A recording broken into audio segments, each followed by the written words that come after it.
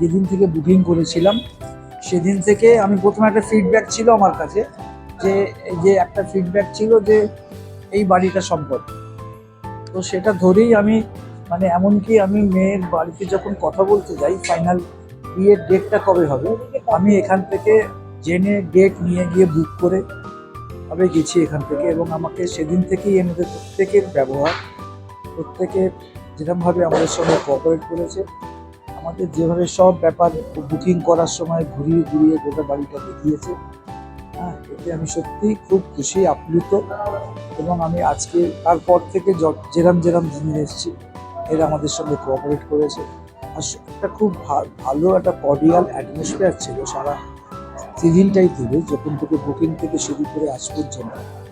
যখন ফোনেও কথা বলতাম খুব কর্ডিয়ালি ওনারা আমাদেরকে হেল্প করেছেন, বিভিন্ন বিষয়ে জানার সময় ওনারা আমাদের হেল্প করেছেন।